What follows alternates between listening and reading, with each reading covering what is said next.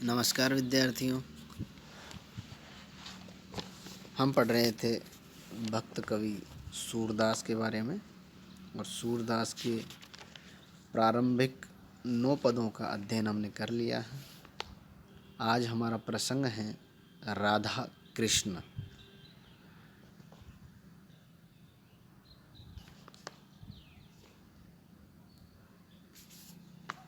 आज का पद 10वां पद, बूझत श्याम कौन तू गोरी। राधा और कृष्ण का प्रथम मिलन किस प्रकार से होता है, किस प्रकार उनका परिचय होता है, उस प्रसंग को लेकर यह पद सूरदास ने रचा है। पद है, बूझत श्याम कौन तू गोरी, कहाँ रहती काकी है बेटी, देखी नहीं कहूँ ब्रज खोरी। काहे को हम ब्रज तन आवती, खेलती रहती अपनी पोरी। सुनत रहत श्रवणनी नंद डोटा, करत फिरत माखन दधी चोरी। तुमरो कहा चोरी हम लेहें, खेलन चलो संग मिली जोरी। सूरदास प्रभु रसिक शिरोमणि, बातनी भुरई राधिका भोरी।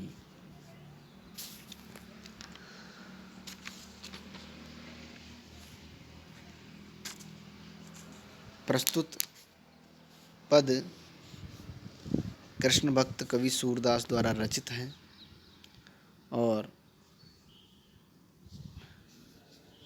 राधा कृष्ण नामक प्रसंग से लिया गया है। इस प्रसंग के अनुसार राधा और कृष्ण की प्रथम भेंट या उनका प्रथम मिलन होता है, तो उनका परिचय किस प्रकार से होता है, उस प्रसंग को लेकर यह पद कवि ने रचा है। बाल सुलभ बातों का रोचक वर्णन इसमें किया है कवि ने। बूझत श्याम कौन तू गोरी, श्याम पूछ रहे हैं, श्याम कृष्ण बूझत यानी पूछ रहे हैं, कौन तू गोरी कि हे गोरी तुम कौन हो। राधा से पूछ रहे हैं कृष्ण कि हे गोरी तुम कौन हो, कहाँ रहती, काकी है बेटी, कहाँ रहती हो और किसकी बेटी हो, किसकी पुत्री हो। देखी नहीं कहूँ ब्रज खोरी, तुम्हें पहले कभी यहाँ हमने देखा नहीं है। इस ब्रज में, इस ब्रज की गलियों में, खोरी यानी गलियों में, कभी तुम्हें इस ब्रज में, इस ब्रज की गलियों में कभी देखा नहीं है। कहाँ रहती हो, किसकी पुत्री हो। काहे को हम ब्रजतन आवती, खेलती रहती अपनी पोरी।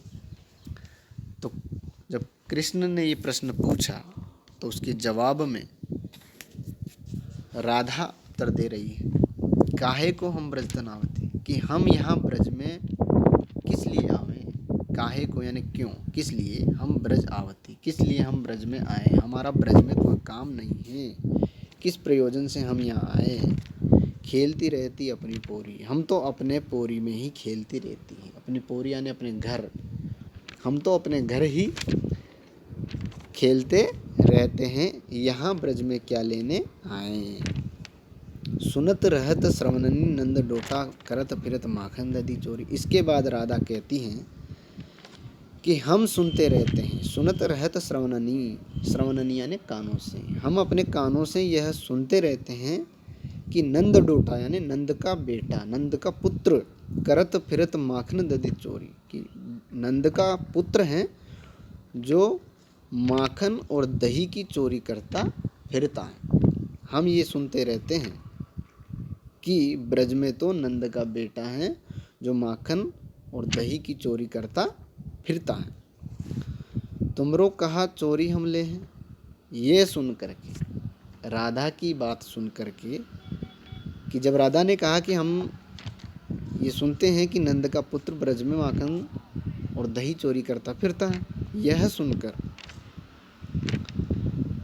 कृष्ण कहते हैं कि तुमरो कहा चोरी हम ले, हमने तुम्हारा क्या चुराया है।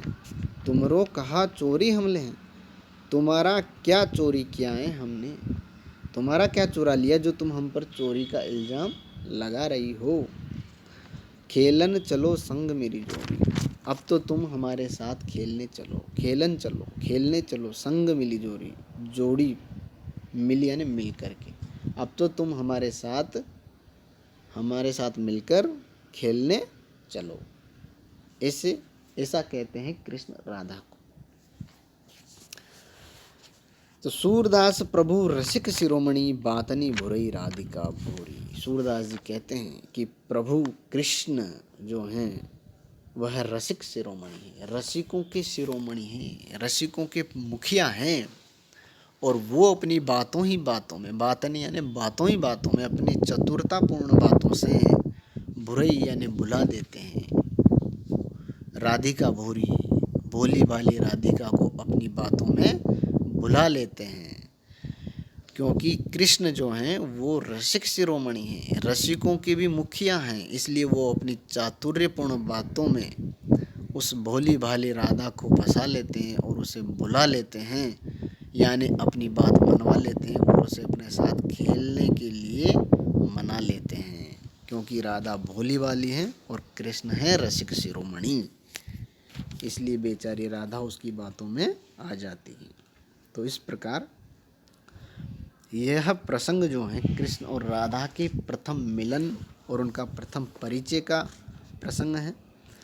इसमें उनकी मध्य, कृष्ण और राधा के मध्य जो बातचीत होती है, जो वार्तालाप हो रहा है, वह बिल्कुल बाल सुलभ बातें हैं, बाल मनोविज्ञान की सुंदर अभिव्यंजना हैं, स्वाभाविक बातें हैं, बच्चों के बीच में जो होती हैं। तो कवि ने बहुत ही स्वाभाविक रूप से इस बात को प्रकट कर दिया है। पद्यांश की भाषा ब्रज माधुर्यपूर्ण है और अनुप्रास आक्षेप अलंकारों का प्रयोग किया गया है। धन्यवाद।